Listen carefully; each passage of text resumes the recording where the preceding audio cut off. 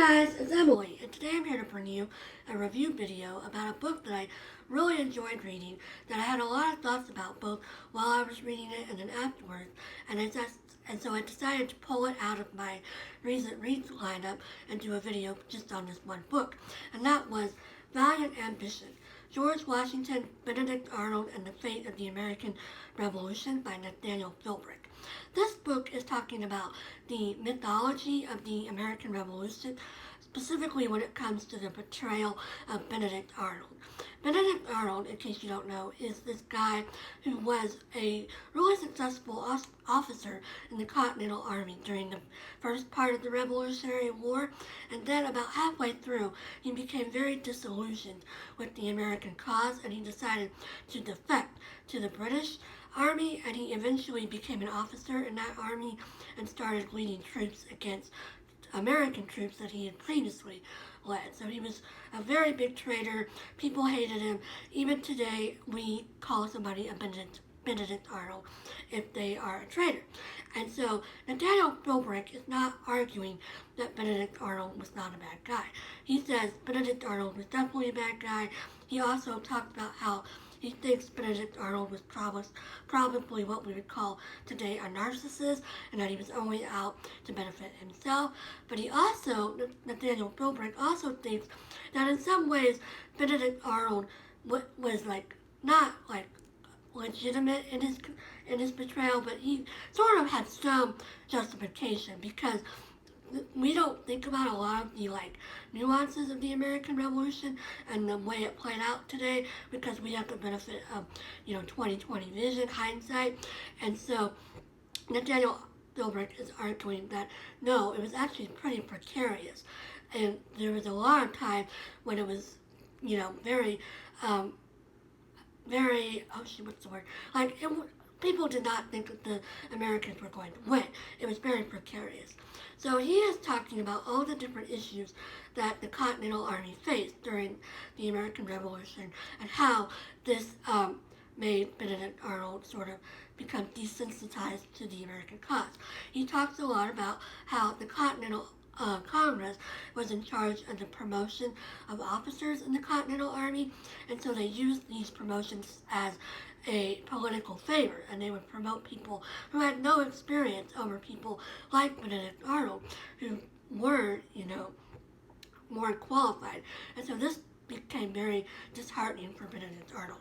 Benedict Arnold also was very discouraged because towards the middle of the war, the average American colonist was benefiting financially from the war because prices were being driven up, so merchants were becoming very wealthy, but people were not supporting the army. The army was struggling to get supplies, struggling to pay its officers, struggling to retain people, after the contract expired, because the Continental Army could not print money and refused to do anything to help the army. So that was very discouraging.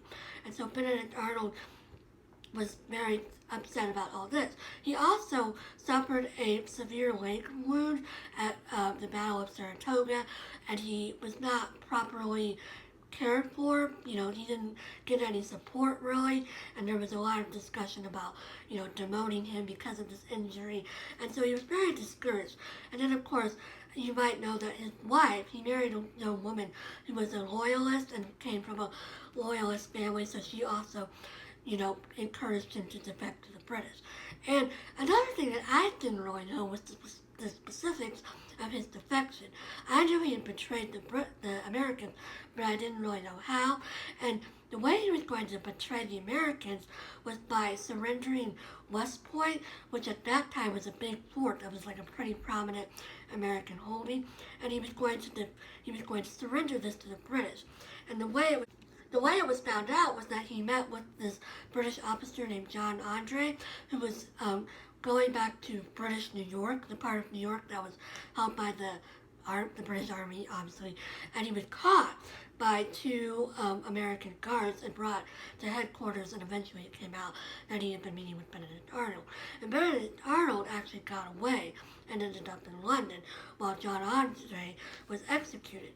And so that's how it came out. So Nathaniel Philbrick is arguing that yes, Benedict Arnold was a douchebag, but also he had some pretty legitimate concerns. He also talks about in the introduction how, as I mentioned today, we seem to have, like this hindsight of 2020 vision. And he talks about how the writings, like about 50 years after the revolution, when the main players started dying off, there was this intentional, deletion of like the pertinent facts to make it obvious how precarious it was. People started saying, no, the myth is so prevalent, we're going to talk about like the myth like it's a real thing, we're going to ignore the hardships because it makes people feel better and it makes our history look better. So that was actually a legitimate thing.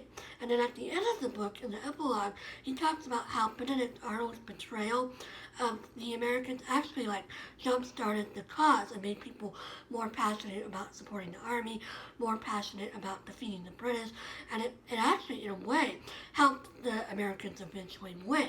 So Benedict Arnold inadvertently contributed to the Americans winning by his defection.